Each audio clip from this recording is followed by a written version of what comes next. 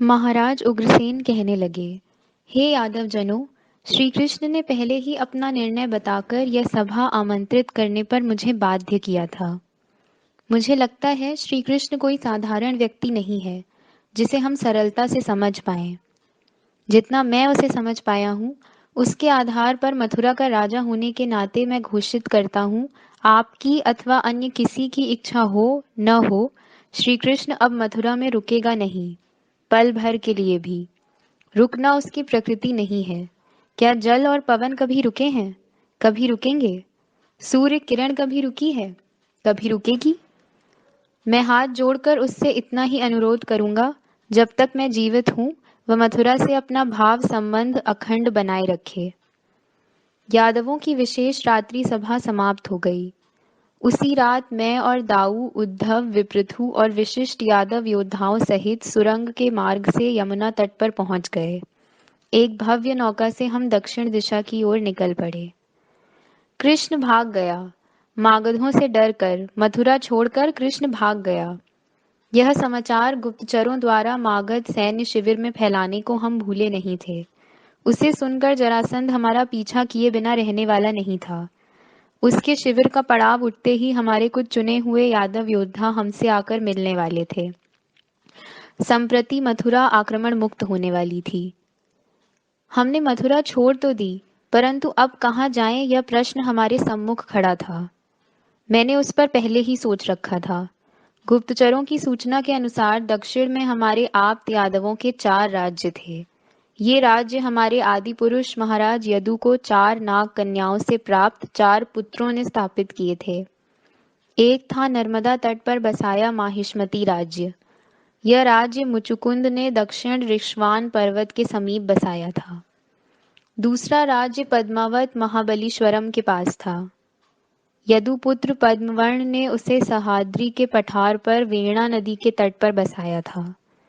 पंचगंगा नदी के तट पर बसी करवीर नामक वेदकालीन विख्यात नगरी भी इस राज्य के अंतर्गत थी। उस पर श्रृगाल नामक नागवंशीय मांडलिक राजा का आधिपत्य था। करवीर नगरी को दक्षिण काशी माना जाता था। उसके दक्षिण में यदुपुत्र सारस का स्थापित किया गया तीसरा राज्य था, क्रौंचपुर। वहां की भूमि लाल मिट्टी की और उर्वरा थी। इस राज्य को वनवासी राज्य भी कहा जाता था। चौथा राज्य यदुपुत्र हरित ने पश्चिम सागर तट पर बसाया था। वहां के निष्णात मछुआरे सागर में डुबकियां लगाने में प्रवीण थे। बड़ी कुशलता से वे सागर के उदर से मोती युक्त सीपियां, शंख, प्रवाल निकाला करते थे। इन चारों राज्यों में अमात्य विपृथु ने पहले ही दूतों द्वारा संदेश भिजवाए थे। पद्मावत राज्य में वेणा नदी के तट पर भगवान परशुराम निवास किए हुए हैं, यह समाचार मेरी दृष्टि में सबसे अधिक महत्वपूर्ण था। महेंद्र पर्वत से अर्थात पूर्व समुद्र से वे नौकाओं में से अपने अनेक शिष्यों सहित पद्मावत राज्य में आए थे। परशुराम। पिछले कई वर्षों से समस्त आर्यावर्त पर परशुराम के नाम का आदरपूर्ण बड़ा दबदबा था। हाथ में परशु, वैसी ही धारदार बुद्धि, वृत्ति, पराक्रम और दृष्टि थी भगवान परशुराम की। संपूर्ण आर्यावर्त में मंत्र सहित ब्रह्मास्त्र विद्या देने की क्षमता रखने वाले इने गिने पुरुष श्रेष्ठों में परशुराम प्रमुख थे। उनके शिष्य आर्यावर्त में सर्वत्र फैले हुए थे, उनके आश्रम भी। दाऊ से विचार विमर्श कर मैंने निर्णय किया कि पहले हम भगवान परशुराम के दर्शन करें। हमें तनिक भी कल्पना नहीं थी कि उसके लिए हमें कितनी नदियों को और अरण्यों को लांघना पड़ेगा। मथुरा छोड़ते समय हीरे, माणिक, मोती, रत्न, स्वर्ण आदि विपुल संपत्ति साथ लेना हम भूले नहीं थे। मथुरा में रहे सेनापति सात्यकी को हमने सतर्क रहने की अनेक सूचनाएं दी थीं। जरासंध की सेनाओं का पड़ाव उठते ही मथुरा से निकलकर कुछ चुने हुए शूर यादव योद्धाओं सहित वह गोमंत पर्वत के पास हमसे मिलने वाला था। इस दक्षिण यात्रा में 3 महीने पश्चात हमारे सम्मुख सबसे बड़ी चुनौती खड़ी हो गई। वह थी दंडकारण्य की, विनध्य, सतपुड़ा और पारियार्त पर्वत श्रेणियों की। गोकुल में अथवा मथुरा में जहां भी दृष्टि डालें, जल में यमुना ही यमुना दिखा करती थी। वैसे ही यहाँ जहां भी दृष्टि घुमाएं, अरण्य ही अरण्य दिख रहा था। इस अरण्य को पार करने के लिए एक ही संकरा मार्ग था, दक्षिणापथ नाम से। उसके चकमा देने वाले मोड़ों का चप्पा चप्पा जिसे पता था, ऐसे अनुभवी वनवासी मुखिया को हमने अपने साथ ले लिया। दारुक द्वारा अपनी अश्वपारखी दृष्टि से चुनकर क्रय किए गए विशाल काय हट्टे कट्टे अश्व हमारे साथ थे। भिन्न भिन्न विकराल हिंस्त्र श्वापदों की गर्जनाओं से गूंजती, विविध पक्षियों के कलरव से और फड़फड़ाहट से निनादित होती वह अरण्य पंक्ति थी। यह निविड़ दंडकारण्य दिन दहाड़े सूर्य किरणों को धरती का स्पर्श नहीं करने देता था। दक्षिणापथ के सकरे मार्ग से उसे पार करने हेतु हमने उस पथ पर पांव रखा। दक्षिणापथ, कितना सकरा था यह मार्ग। केवल एक अश्वारोही अश्व की वल्गा थामकर एक एक पग बढ़ा सकता था, वह भी मार्ग में आने वाली कटीली वनलताओं को काट कर मार्ग से हटाते हुए अत्यंत प्रयासपूर्वक। अपने अश्वारोहियों की पंक्ति को अपने पीछे पीछे लिए हुए हम उस पथ पर चलने लगे। मैंने दाऊ से पूछा, दाऊ, क्या आप जानते हैं हमसे पहले किस आर्य ने दंडकारण्य को पार किया था? हाँ, गुरुदेव सांदीपनी ने बताया था एक बार। अयोध्या के रघुकुलोत्पन्न दशरथ पुत्र श्री राम थे वे आर्य पुरुष। वचन पूर्ति के लिए उन्होंने पत्नी सीता और भ्राता लक्ष्मण के साथ ही इसी दक्षिणापथ से दंडकारण्य पार किया था। गोदावरी के तट पर जनस्थान की पंचवटी में उन्होंने विश्राम किया था। अब युगों पश्चात हम चांद्रवंशीय उसे पार करने वाले हैं, दाऊ ने अचूक उत्तर दिया। इस दंडकारण्य के उस पार जैसे हमारे कुछ यादव राज्य हैं, वैसे ही विदर्भ, अश्मक, कुंतल, वनवासी, मलय और पांड्य से राज्य भी हैं। सुसंस्कृत द्रवण वंशियों के हैं ये राज्य। जिन भगवान परशुराम से मिलने हम जा रहे हैं, वे पूर्व समुद्र के मार्ग से पद्मावत राज्य में आए हैं। मैंने दाऊ को सविस्तार बताया। छोटे, इस घने अरण्य में रात्रि हुई है कि नहीं, यह हम कैसे जान पाएंगे? रात्रि में पड़ाव कहाँ और कैसे डालेंगे? हमारी यह यात्रा कितने दिन चलेगी? सदैव निश्चित रहने वाले दाऊ ने एक के बाद एक शंकाएं खड़ी की। मैं मुस्कुराया। कुछ अलग ही दृष्टि से मेरी ओर देखते हुए उन्होंने कहा, कन्हैया, तुम्हारी यह हंसी एकदम भिन्न रहस्यमयी सी है। परिहास मत करो, सच कहो, इस घने अरण्य से बाहर निकलने के लिए वास्तव में इस पथ का कोई दूसरा छोर भी है? दाऊ के कंधे पर अतीव प्रेम से हाथ रखकर हंसते हुए मैंने कहा, दाऊ, हे हलधर, चिंता मत कीजिए। दिन में भी अस्पष्ट सुनाई देती झींगुरों की ध्वनि बढ़ जाने पर हम रात्रि का अनुमान लगा पाएंगे। तब पक्षियों का कलरव भी बंद हुआ होगा। हिंस्त्र पशुओं की गर्जनाएं रात्रि में इस पथ को थर्रा डालेंगी। परशुओं से कटीली वन लताएं काटकर उस स्थान को स्वच्छ कर पड़ाव डालने के लिए छोटी छोटी रावटियां खड़ी करनी पड़ेंगी। उनके चारों ओर खाई खोदकर उसमें रात भर आग जलानी पड़ेगी। उस अग्नि के कारण हिंस्त्र पशु हमारे आसपास भी नहीं आ पाएंगे। उस अग्नि के कारण दावानल भड़क न उठे, इस हेतु अग्नि से उठती चिंगारियों पर ध्यान देना पड़ेगा। रात्रि में हर एक को निद्रा प्राप्त हो, इसलिए बारी बारी से प्रहरियों को बदलना होगा। रात भर अपनी बस्ती को जागता रखना होगा। ऐसे कई पड़ाव डालने पड़ेंगे दंडकारण्य में। प्रत्यूषा में दंडकारण्य के आकाश में उदित होने वाले सूर्य के जन्मजात आकर्षण से सबसे पहले काक काएं काएं कर उठेंगे।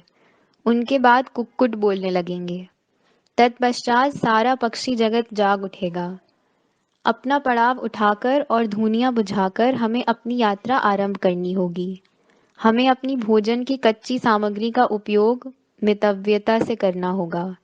1 महीने बाद हम इस निसर्ग निर्मित प्रचंड निविड़ अरण्य को पार कर पाएंगे और आंख भर सूर्य दर्शन कर सकेंगे। खुली हवा में आते ही अचानक होने वाले सूर्य दर्शन के कारण हमें कुछ खोया खोया सा लगेगा। यह कठिन यात्रा हमने एक दूसरे को संभालते हुए निश्चय पूर्वक पूरी की। 1 महीने बाद अश्वों सहित हमने अरण्य को पार किया। समीपवर्ती विदर्भ राज्य की सीमा पर गोदावरी नदी पार कर हम अश्मक राज्य में आ गए। श्री राम ने जहाँ निवास किया था, उस कुंतल राज्य के जनस्थान पर्वत नासिक परिसर को अपनी दाएं ओर रखते हुए भीमा नदी को पार कर हम पद्मावत राज्य की सीमा पर आ गए। महाबलीश्वरम के समीप वीणा नदी के तट पर अरण्य में स्थित भगवान परशुराम का भृगु आश्रम अब निकट था। अपने आगमन की सूचना देने हेतु मैंने एक अग्रदूत को उनके पास भेजा। एक दिन हमने सीमा पर ही विश्राम किया। मैं और दाऊ प्रत्युषा में ही अपने विशिष्ट साथियों सहित भृगु परशुराम से मिलने हेतु निकले। सबसे पहले कृष्णा और कोयना के संगम में स्नान कर करहाटक तीर्थ क्षेत्र को पार कर हम वेणा नदी के परिसर में आ गए। हमारे स्वागत के लिए परशुराम द्वारा भेजे गए कंधों पर चमकते हुए परशु लिए 2 जटाधारी शिष्य आ गए थे। उनके साथ हम भृगु आश्रम की ओर चल पड़े। पिछले 1.5 महीने से मैंने अपने मन में भगवान परशुराम का जो चित्र बनाया था, उसे पोंछते हुए प्रत्यक्ष जमदग्नि पुत्र परशुराम हंसते हुए भुजाएं फैलाकर आश्रम के प्रवेश द्वार पर खड़े थे। मैं तो स्तंभित हो गया। जिस प्रकार आचार्य सांदीपनी को देखते ही मैं उनकी ओर खिंचा चला गया था, उसी प्रकार भृगुश्रेष्ठ को देखते ही मैं उनकी ओर खिंचा चला गया। दाऊ को साथ लिए मैं शीघ्र पग बढ़ाता हुआ उनकी ओर अग्रसर हुआ। आश्रम के प्रवेश द्वार पर ही मैंने उनको आदर सहित दंडवत किया। दाऊ ने भी किया। झट से मुझे ऊपर उठाकर प्रगाढ़ आलिंगन में लेते हुए भृगुश्रेष्ठ ने आशीर्वाद दिया। जयोस्तु यादव श्रेष्ठ। दाऊ को भी उन्होंने आशीर्वाद दिया। दाऊ के पहले उन्होंने मुझे आलिंगन में लिया था, इसकी मुझे विशेष प्रतीति हुई। गोकुल में यमुना के प्रति मेरा अनामिक आकर्षण उसके दर्शन होते ही शांत हुआ करता था। मथुरा छोड़ते समय मेरे मन में भृगुश्रेष्ठ परशुराम के प्रति निर्मित हुआ आकर्षण, जिसे केवल मैं ही समझ सकता था, उनके प्रत्यक्ष दर्शन से ही शांत हुआ। हिमधवल वर्ण की घनी दाढ़ी थी उनकी। उन्होंने शुभ्र उत्तरीय और अधोवस्त्र धारण किया हुआ था। मस्तक पर रुद्राक्ष मालाओं से बंधा घुमावदार जटाभार था। वृद्ध होते हुए भी उनका मुखमंडल तेजस्वी और आंखें प्रशांत थीं। मंद मंद मुस्कुराते हुए उन्होंने कहा, वत्स, तुम्हारे आगमन से इस धरती का उद्धार हुआ है।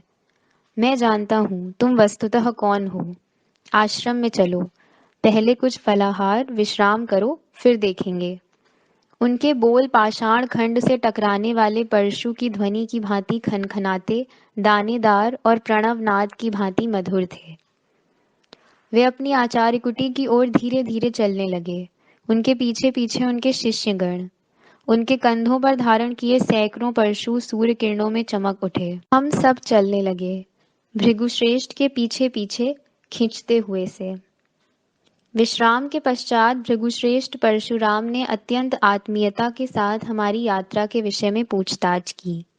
यादवों का मस्तक शूल बने जरासंध के आक्रमणों के संकट को मैंने उनके समक्ष विस्तार से प्रस्तुत किया। मेरी यात्रा का वृतांत सुनकर जरासंध की समस्या ध्यान में आते ही वे सोच में पड़ गए।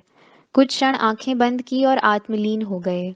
फिर उन्होंने कहा, यादव श्रेष्ठ श्री कृष्ण, जरासंध सम्राटों का सम्राट क्यों न हो, तुम्हारे आगे वह कुछ भी नहीं है। मथुरा छोड़ने का तुम्हारा निर्णय उचित ही है। इसके लिए यादवों द्वारा स्वीकृत कारण भी तुमने बताया कि एक यादव के लिए समस्त यादव वंशियों को क्यों संकट में डाला जाए। किंतु मैं जानता हूं तुमने मथुरा क्यों छोड़ी है। मथुरा में ही नहीं, तुम कहीं भी एक स्थान पर स्थिर नहीं रह सकते। तुम चक्रवर्ती हो, सदैव भ्रमण करते रहने वाले। जहां भी तुम्हारे पांव पड़ेंगे उस भूमि का उद्धार होगा। अतः तुम निरंतर भ्रमण करते ही रहोगे, रहो भी। किंतु तुम जहां भी रहोगे जरासंध तुम्हें ढूंढता हुआ आएगा। इसलिए मेरा कहना है कि अब तुम अपने साथियों सहित नैसर्गिक संरक्षण प्राप्त गोमंत पर्वत पर चले जाओ। यादव सेना का साथ मिलते ही तुम जरासंध का घमंड चूर चूर कर दो। गोमंत विजय के पश्चात तुम्हें पुनः मुझसे मिलने आना है। तुम्हारे लिए मैंने एक अनमोल अपूर्व उपहार वर्षों से संभाल रखा है। अपने हाथों से उसे तुम्हें सौंपकर मैं मुक्त हो जाऊंगा। अन्य किसी को मैं वह दे नहीं सकता। अब तक केवल हमारी चर्चा सुनते रहे और भृगुश्रेष्ठ की दूरदर्शिता से चौंधिया से गए दाऊ का संकोच कुछ कम हुआ। वे धैर्यपूर्वक बोले, भगवन, यह तो छोटे मुंह बड़ी बात होगी, क्षमा करें। पूछूं कि ना पूछूं इस संभ्रम में पड़ा हुआ हूं मैं। अनुमति हो तो। हाथ जोड़कर दाऊ भृगुश्रेष्ठ के आगे नतमस्तक हो गए। उनका यह रूप सर्वथा अलग ही था। तात और माता के आगे भी मैंने उनको कभी इस प्रकार नम्र होते नहीं देखा था। निशंक होकर पूछो बलराम, भृगुतेज ने मुस्कुराते हुए शांतिपूर्वक कहा, भगवन, आपके कंधे पर सदैव दमकता परशु इस बार आपके कंधे पर दिखाई नहीं दे रहा है। क्या क्षत्रिय दमन करने की आपकी प्रतिज्ञा में कोई परिवर्तन आया है? कुछ लोगों के कहने के अनुसार महाराज यदु के समय से हमारे क्षत्रियत्व का लोप हुआ है। दाऊ द्वारा कंधे पर उतार कर नीचे रखे सुनहरे फल वाले हल की ओर देखकर परशुराम क्षण भर मुस्कुराए। फिर उन्होंने कहा, इसका समुचित उत्तर मैं नहीं, तुम्हारा भ्राता श्री कृष्ण ही देगा। उन्होंने शांत दृष्टि से हेतुतः मेरी ओर देखा। मेरी ओर उनकी दृष्टि मिलते ही हम दोनों मुस्कुराए, एक ही लय में, एक ही भाव से। जो उत्तर भृगुश्रेष्ठ ने दिया होता, वही उत्तर मैंने दाऊ और अपने यादवों को लक्ष्य करके दिया। हे भार्गवों और यादव जनों, परशु एक प्रतीक है, बुद्धि में फैले अनावश्यक तृण को, खरपतवार को काट फेंकने वाला। भगवान की कभी भी क्षत्रियों से शत्रुता नहीं थी। क्षत्रियत्व के नाम पर उन्मत्त एवं बलांद हुई जो अविचारी शक्तियां जीवन के मूलभूत लक्षणों, वृद्धि और विकास में बाधा डाल रही थीं, उनसे थी भृगुश्रेष्ठ की शत्रुता। आवश्यक कार्य पूर्ण होते ही उन्होंने परशु को कंधे से उतारकर नीचे रख दिया। उनके शिष्यों ने उसी प्रतीक के रूप में परशु को कंधे पर धारण किया है। दाऊ, जब आपका कार्य पूरा होगा, आप भी हल को कंधे से उतार कर रख देंगे। फिर भी वह सदैव आपके नाम से चिपका रहेगा। भविष्य में जग आपको हलधर के नाम से ही जानेगा। यदि आप क्षत्रियत्व के बारे में कहना चाहते हैं, तो क्षत्रियत्व जन्म पर नहीं, पराक्रम पर निर्भर करता है। मुझे लगता है इसीलिए भगवान ने हमें संकेतात्मक आशीर्वाद दिया है। इसीलिए अपना उपहार उन्होंने मेरे लिए संभाल कर रखा है। ठीक कहा तुमने। मैं जानता था कि तुम अचूक रूप से यही कहोगे। हे श्री कृष्ण बलराम, मैं तुम्हें मनःपूर्वक आशीर्वाद देता हूँ। कृष्ण राम की जय हो। दाईं ओर से मुझे और बाईं ओर से दाऊ को वक्ष से लगाते हुए भृगुश्रेष्ठ ने प्रेम पूर्वक हम दोनों के कंधे थपथपाए। कितनी आश्वासक ऊष्मा थी उनके स्पर्श में। वेणा तट पर भृगु आश्रम में 2 दिन आस्थापूर्ण आतिथ्य स्वीकार कर हम गोमंत पर्वत की ओर चल पड़े। कृष्णा नदी पार कर कोयना घाटी से हम शूरपारक के भृगु आश्रम के पास आ गए। उसे देखते हुए हम गोमंतक राज्य की सीमा पर गोमंत पर्वत की पाद भूमि में पहुंच गए। गोमंत, हमारे आज तक लांघे सभी पर्वतों में अधिक घने अरण्यों वाला था यह पर्वत। खड़ी रेखा में दूर दूर तक फैला हुआ, ऊंचा और दुर्लंघ्य। इसकी पादभूमि में कई योजनों तक ऊंचे, घने और मोटे पर्णों वाले सागवान वृक्षों के सघन वन फैले हुए थे। उनके पीछे क्रमशः ऊंचे ऊंचे होते गए, दूर तक फैले इस पर्वत पर जामुन, आम, ऐन, खैर, अंजन, सीसम, कांचन आदि वृक्षों के घने वन फैले हुए थे। मात्र पर्वत के शिखर पर समतल भूमि दिख रही थी। वह भाग भी घनी हरियाली और विरण पेड़ पौधों से भरपूर था। वहां से पश्चिम में कदम्ब वंश के गोमंतक राज्य का कुछ भाग स्पष्ट दिखाई देता था। इस समतल भूमि पर एक ऊंचा, विशाल सीसम वर्ण का शिलाखंड था। उस पर खड़े होकर देखने से गोमंतक के उस ओर फैले पश्चिम सागर की लपलपाती जल रेखा अस्त होते सूर्य किरणों में चमकती हुई धुंधली सी दिखाई पड़ती थी। मैं और दाऊ अपने विशिष्ट साथियों सहित गोमंत के घने अरण्य में घुस गए। संध्या समय तक हम पर्वत शिखर पर पहुंच गए। वहां पहुंचते ही हमारे सैनिकों ने परशु, कुल्हाड़ी, हंसियां चलाकर लकड़ियां इकट्ठा की और पर्वत शिखर की समतल भूमि पर टिकाऊ पर्णकुटियां खड़ी कर दी। उस दिन उस ऊंचे शिलाखंड पर चढ़कर आंखों पर हाथ की छाया करते हुए मैंने सुदूर दिखती पश्चिम सागर की रुपहली जलरेखा को आंख भर कर देखा। निकट ही खड़े दाऊ से मैंने कहा, मेरी समझ में नहीं आता दाऊ, जब हम गोकुल में थे, मुझे सदैव यमुना का आकर्षण रहता था। शंखासुर के निमित्त जब से मैंने इस पश्चिम सागर को देखा है, तब से मेरे भीतर इसके प्रति इतना आकर्षण क्यों हुआ है? एक बार सुदूर दिखती जलरेखा की ओर और एक बार मेरी आंखों की ओर देखते हुए दाऊ ने कहा, तुम्हें लहराते जल के सागर का आकर्षण है और हम जैसों को तुम्हारी पानीदार आंखों का। कहाँ मथुरा और कहाँ यह गोमंत पर्वत। छोटे, कहाँ से कहाँ आ गए हैं हम। देर तक हम उस शिलाखंड पर सुख दुख की बातें करते रहे। मेरी अन्वेषक दृष्टि संधि प्रकाश में गोमंत पर्वत के परिसर पर घूमती रही। गुप्तचरों से प्राप्त दक्षिण देश की जानकारी मैं दाऊ को देने लगा। पूर्व की ओर उंगली से निर्देश करते हुए मैंने कहा, सामने जो दिख रहा है वह है वनवासी राज्य। उसके नीचे दक्षिण में पांड्य और मलय राज्य हैं। जहां यह आर्यभूमि समाप्त होती है वहां कुमारी नाम का भूशिर है। दाहिनी ओर से आता पश्चिम सागर, पूर्व से आता पूर्व सागर और इन दोनों से बड़ा, इनसे आड़ा मिलने वाला दक्षिण सागर भी है। पशु पक्षियों से भरे नयनाभिराम गोमंत पर हमारे दिन आनंद से व्यतीत होने लगे। मैंने और दाऊ ने एक सप्ताह भर घूम घूम कर जितना देख सकते थे गोमंत पर्वत को देख लिया। पर्वत से नीचे उतरने के लिए जहां जहां स्थान था उन ढलानों को भी हमने देखा, ध्यान में रखा।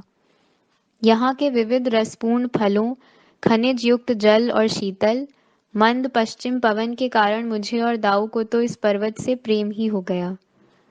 आनंद भरे वे दिन पर्वत पर कब उदित होते थे और कब अस्त होते थे पता ही नहीं चलता था हमें।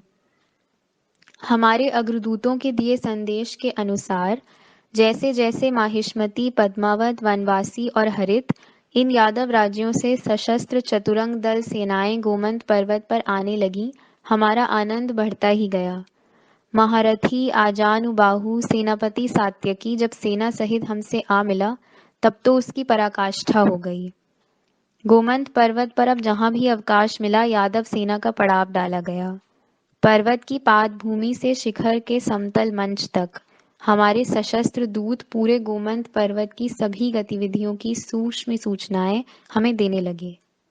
पर्वत को अब तक एक विशाल सैन्य शिविर का रूप प्राप्त हो गया था। दंडकारण्य पार करते हुए भृगुश्रेष्ठ परशुराम से मिलकर जब से हम गोमंत पर्वत पर आए हैं तब से ही मेरे मन के वन में आशंका के काक पक्षी की कांव कांव निरंतर सुनाई देने लगी है। यहाँ कुछ न कुछ अवश्य घटित होने वाला है। अगली पीढ़ियों को सदैव स्मरण रखने योग्य जैसा कोई नाटक यहाँ अवश्य रंग लाएगा। रह रहकर मेरी आंखों के आगे आ रही है एक आकृति। मेरी प्रिय मथुरा को लगातार सशस्त्र आक्रमणों द्वारा निर्दयता से कुचल डालने वाले मदांध जरासंध की आकृति है वह। उसके पीछे पीछे उसके अधीन शिशुपाल जैसे उसके हितकर्ता मित्रों की आकृतियां। प्रतिदिन पर्वत शिखर मंच के शिलाखंड पर चढ़कर अस्त होती सूर्य किरणों में चमकती सागर की रुपहली जल रेखा को देखते हुए मेरा मन एक ही ताल बजाने लगा है। जरासंध, वह रुकने वाला नहीं है।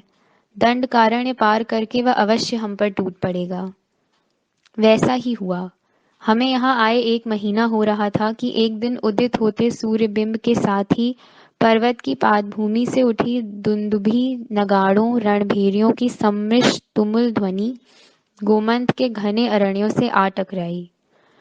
चढ़ते सूर्य के साथ वह रण कोलाहल भी चढ़ता गया। कई रणवाद्यों की गगनभेदी ध्वनि के कारण सदैव आनंद से चहचहाते पक्षियों में से कुछ भयभीत होकर और भी जोर से चहचहाते हुए उड़कर कहीं दूर चले गए। कुछ भय के मारे अपने अपने नीड़ों में सिमट कर बैठ गए। मैं, दाऊ, सात्यकी, दक्षिण देश के अन्य यादव राज्यों के सेनापति, हम सभी उस ऊंचे विशाल शिलाखंड पर चढ़ गए। वक्ष पर धारण किए लोहत्राण के ऊपर झूलती वैजंती माला पर हाथ फिराता हुआ मैं पर्वत की पादभूमि का निरीक्षण करने लगा। वहां चतुरंग दल मागध सेना का सागर लहरा रहा था, कोलाहल कर रहा था। सर्वत्र मागधों के त्रिकोणी सिंदूरिया रंग की ध्वजाओं की पंक्तियां ही पंक्तियां फैली हुई थीं। उनके पीछे चेदीराज की ध्वजाओं की पंक्तियां थीं। अभिप्राय स्पष्ट था। प्रतिशोध विवेक की सीमा को लांघ गया था। जरासंध ने मेरे लिए मथुरा पर किए 17वें आक्रमण को दक्षिण दिशा में गोमंत तक फैलाया था। जामाता कंस के वध के कारण मुझ पर उसका क्रोध प्रतिदिन बढ़ता हुआ अब चरम सीमा को पहुंच गया था। चेदीराज शिशुपाल सहित वह मेरे पीछे पड़ा था। यहाँ आकर सीधे गोमंत पर्वत से भिड़ गया था।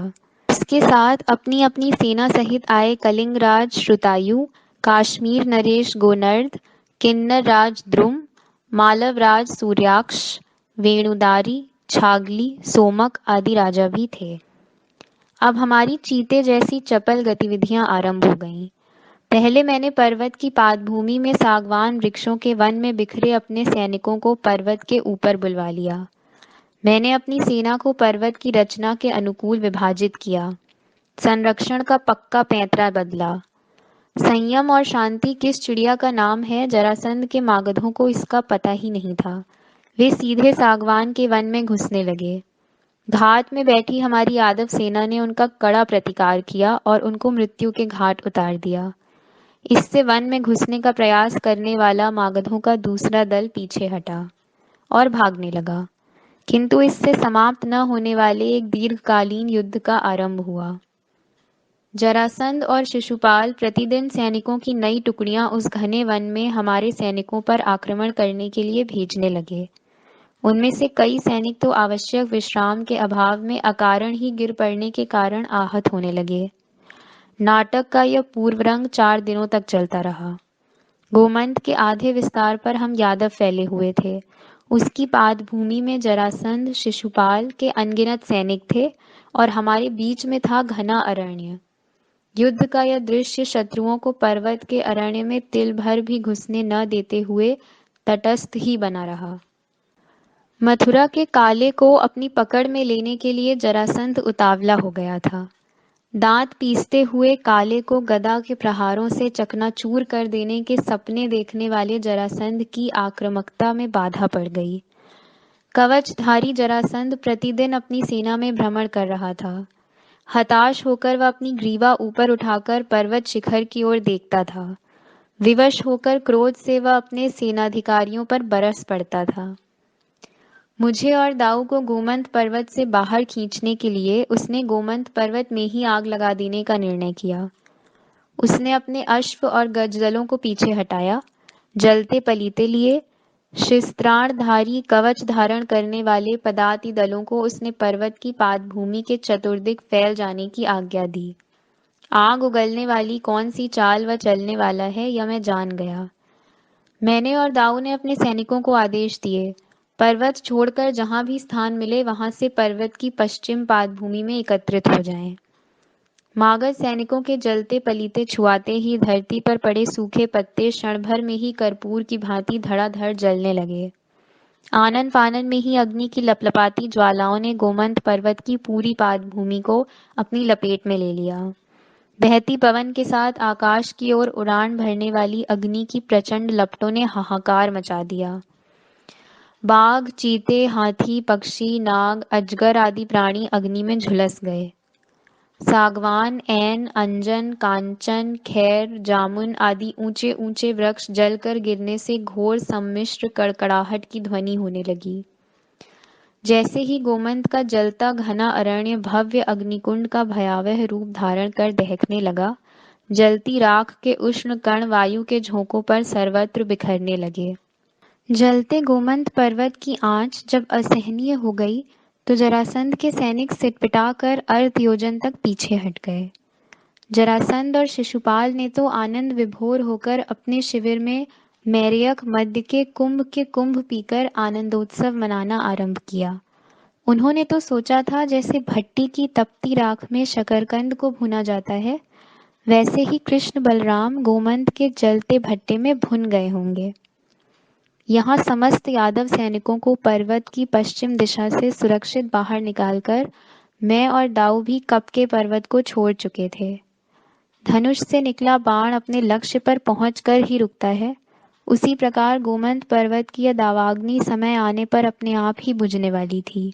उसे जलाना जरासंध के हाथ में था, किंतु उसे बुझाना उसके हाथ में नहीं था, और न दाऊ के न मेरे।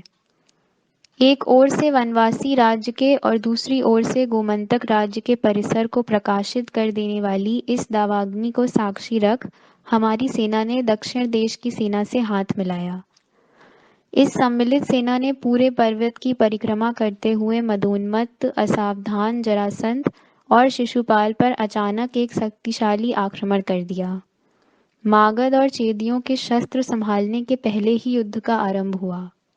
रणवाद्यों के तुमुल नाद के साथ हमारी सेना द्वारा किए गए इस बलशाली आक्रमण से दावानल की आंच से चौंधिया गई शत्रु सेना हड़बड़ा गई। मागध धैर्यशाली, युद्ध में निष्णात, पराक्रमी और संख्या में बहुत अधिक थे। फिर भी अपने शूर सैनिकों को उत्साहित करते हुए हाथी पर हौदे में बैठकर मैं और दाऊ शत्रु पर टूट पड़े। दाऊ का पहला ही सामना हुआ राजा दरद से। शीघ्र ही दाऊ ने अपने संवर्तक हल से दरद को रथ से नीचे खींच लिया और सौनंद मूसल के एक ही प्रबल प्रहार से उसका वध कर डाला। इसके पहले कभी जो घटित नहीं हुआ था वह आज हो गया। आर्यावर्त में अपने पराक्रम का आतंक उत्पन्न करने वाला सम्राट जरासंध पीछे हट गया और भागने लगा। उसकी चतुरंगिनी सेना भी उसके पीछे पीछे भाग खड़ी हुई। मेरी सैनिकी प्रतिचाल सफल हो गई। अब हमारी उत्साहित सेना मागधों का पीछा करने लगी।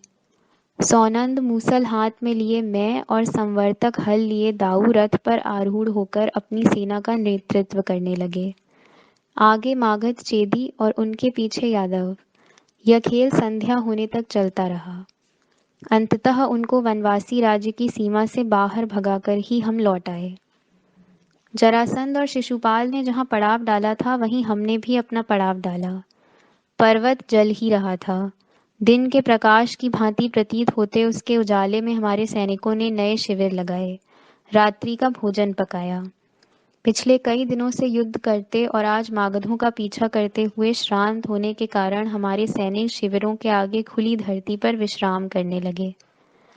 दाऊ तो युद्ध हो न हो आस्तरण से पीठ लगते ही कुछ ही क्षणों में खर्राटे भरने लगते थे। आज भी वे खर्राटे भरने लगे।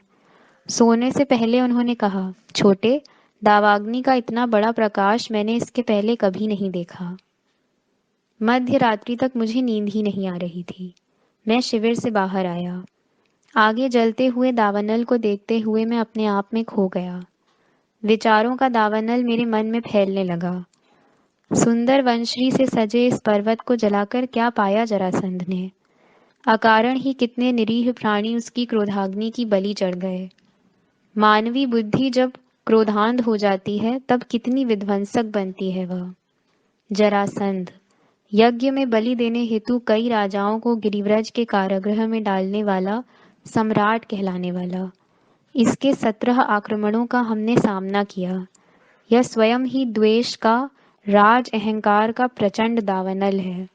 उस पर अस्थायी रोक लगाना कोई उपाय नहीं है। उसके स्थान का आभास उसे कराना ही होगा।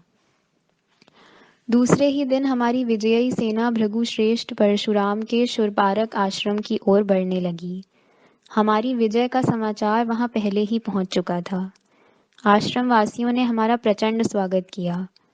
अब मेरा मन खिंचा जा रहा था केवल भगवान परशुराम के चौंधिया देने वाले तेजस्वी भव्य मुखमंडल के प्रत्यक्ष दर्शन की ओर। गोमंत पर चले जाने का उनका निर्देश कितना अचूक था। उनसे मेरी भेंट ही न होती तो? जरासंध से हमारा खुली समतल भूमि पर ही सामना होता तो? भृगुश्रेष्ठ अद्यापि वेरना नदी के तट पर ही थे। शूरपारकों का आतिथ्य स्वीकार कर मैं और दाऊ अपनी विजयी सेना सहित वेरना तट के आश्रम की ओर चल पड़े। दंडकारण्य पार कर हमारे पीछे पीछे दक्षिण देश में उतरा सेनापति सात्यकी भी हमारे साथ था। जरासंध और शिशुपाल पर प्राप्त विजय से वह अत्यंत प्रभावित हुआ था। वैसे उसकी मूल प्रकृति उतावली ही थी। कोयना घाटी की यात्रा में दाऊ, सात्यकी और मैं एक ही रथ में थे। हमें मथुरा छोड़े हुए कई महीने हो गए थे। इस बीच वहां की कोई सूचना हमें नहीं मिल पाई थी। एक एक कर मैंने उससे पूरा समाचार जान लिया। कुछ कुछ बातें वह स्वयं ही कह रहा था। मथुरा में महाराज उग्रसेन और अन्य सभी प्रमुख यादव इन आक्रमणों से ऊब गए हैं। आपके और बलराम के मथुरा छोड़ने पर भी उन्हें भय लगता है कि मागध कहीं पुनः आक्रमण न कर दें। सेनापति, जरासंध और उसके मित्र मथुरा पर अब कभी आक्रमण नहीं करेंगे। मैंने मन ही मन कुछ निश्चय किया है। मथुरा लौटने पर राजसभा में मैं उसे उद्घाटित करूंगा। जिस स्थिति में और जिस प्रकार मैंने मथुरा को छोड़ा है, उसका शूल मुझसे अधिक यादवों को ही चुभ रहा है। उसे निकालना आवश्यक है। उचित समय पर मैं वह करूंगा। सात्यकी के कंधे पर हाथ रखकर मैंने उसको धैर्य बंधाया। हम वेरना के तट पर भृगु आश्रम के समीप आ गए। पिछली बार दाऊ, मैं, विप्रथु और कुछ गिने चुने यादव ही यहाँ आए थे। इस बार दक्षिण देश का विजय यादव सैन्य दल भी हमारे साथ था। इस समय अपने समस्त शिष्यों सहित प्रत्यक्ष भृगुश्रेष्ठ परशुराम हमारे स्वागत के लिए आगे आए, और हाँ, उनके कंधे पर वह विख्यात चौड़े फल वाला परशु चमक रहा था। मैं, दाऊ, सात्यकी और अन्य सभी ने उस तेजस्वी दृष्टा योगी पुरुष को आदर सहित प्रणाम किया। तत्परता से हमें ऊपर उठाकर वक्ष से लगाते हुए उन्होंने स्वागत के बदले विदाई का आशीर्वाद दिया। जयोस्तु। उसे सुनकर दाऊ और सात्यकी चौंक पड़े, किंतु उनका अभिप्राय जानकर मैं नित्य की भांति मुस्कुराया। भृगुश्रेष्ठ की आंखें कुछ अलग ही भाव से भरी हुई मुझे स्पष्ट दिखाई दे रही थीं। अपनी विशाल पर्णकुटी की ओर चलते हुए मेरे कंधे पर बड़े प्रेम से हाथ रखकर उन्होंने कहा, प्रकृति की सैकड़ों वर्षों की साधना से समृद्ध हो पाया गोमंत जैसा पर्वत जरासंध ने जला डाला। इससे तुम व्याकुल हुए यह उचित ही है, किंतु मुझे स्पष्ट दिख रहा है भविष्य में तुम्हें भी ऐसा ही निर्णय करना पड़ेगा, इससे भी घने वन को जलाने का। मानव कल्याण हेतु वह तुम्हें करना ही पड़ेगा। ज्येष्ठ भृगु मुख भरकर मुस्कुराए। हम आचार्य कुटी में आ गए थे। हमें फलाहार प्रस्तुत किया गया। कुटी के मध्य दिन रात धधकता भव्य यज्ञ कुंड था। उसके समीप व्याघ्र चर्म बिछाए ऊंचे काष्ठासन पर भृगुश्रेष्ठ बैठ गए। पूर्वाभिमुख होने के कारण उन्हें आकाश में तपता सूर्य स्पष्ट दिखाई दे रहा था। उसकी सर्वस्पर्शी किरणों में नहाई घुमावदार वेणा नदी भी उनको दिखाई पड़ रही थी। उनके दोनों ओर जहां भी अवकाश मिला उनके शिष्यगण और हमारे प्रमुख यादव खड़े थे। मैं और दाऊ यज्ञकुंड की दूसरी ओर भृगुवर के सम्मुख मृगचर्म पर बैठ गए। हमारे सैनिक कुटी के बाहर आश्रम परिसर में फैले हुए थे। जिस प्रकार अंकपाद आश्रम में घन गंभीर नादमय स्वर में आचार्य सांदीपनी हमें ज्ञान बोध कराते थे, उसी गुरु भाव से भगवान बोलने लगे। हे राम श्री कृष्ण, इसके पूर्व आर्यावर्त के दक्षिणी छोर दंडकारण्य को लांघ कर केवल दशरथ पुत्र श्री राम लक्ष्मण सहित आए थे। अब तुम आ गए हो और तुमसे भेंट करने का सौभाग्य मुझे प्राप्त हुआ है।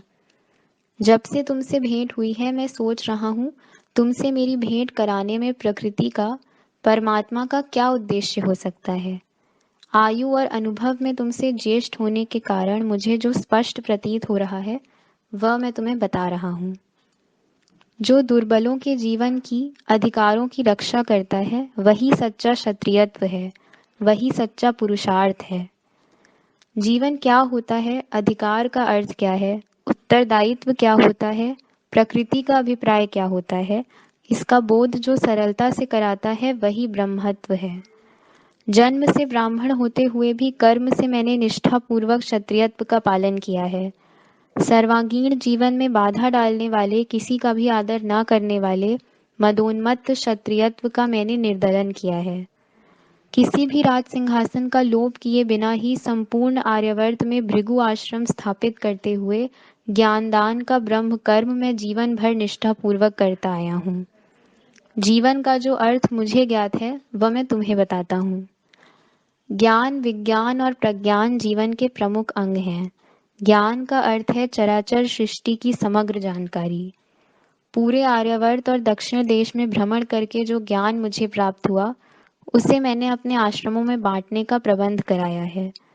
विज्ञान का अर्थ है विशेष ज्ञान, सूक्ष्म से सूक्ष्म ज्ञान।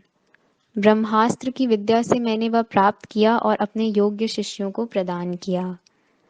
प्रज्ञान का अर्थ है अपने स्वयं सहित संपूर्ण जीवन का समग्र ज्ञान।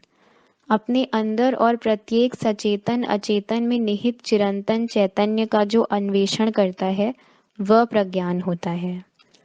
अब तुम्हें मैं जो बता रहा हूँ वह ज्ञान विज्ञान से परे प्रज्ञान के क्षेत्र से संबद्ध है, अतः महत्वपूर्ण है।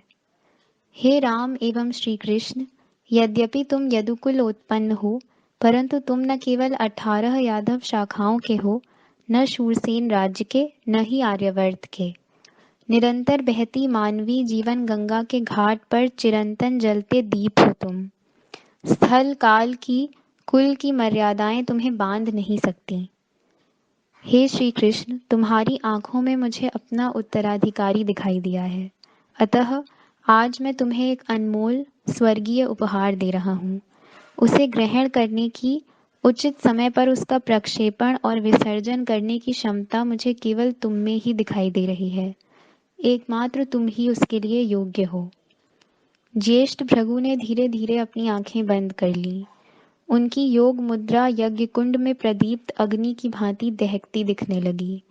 अपने पांचजन्य की ध्वनि से समानता रखने वाले, जो मैंने पहले कभी न सुने थे, ऐसे मंत्र बोल उनके मुख से अबाध रूप में निकलने लगे। उस मंत्र घोष ने उपस्थितों को मुग्ध कर दिया। मेरे स्मृति पटल पर वे शब्द अपने आप अंकित होने लगे। मेरे शरीर का कण कण अपूर्व रूप में रोमांचित हो उठा। शरणार्थ में आचार्य कुटी को गुंजायमान कर देने वाले विविध स्वर सुनाई देने लगे। धीरे धीरे वह स्वर दंड बढ़ता गया। आंखों को चौंधिया देने वाले शतकोटि सूर्यों की आभा को लजाने वाले प्रकाश से कुटी प्रदीप्त हो उठी।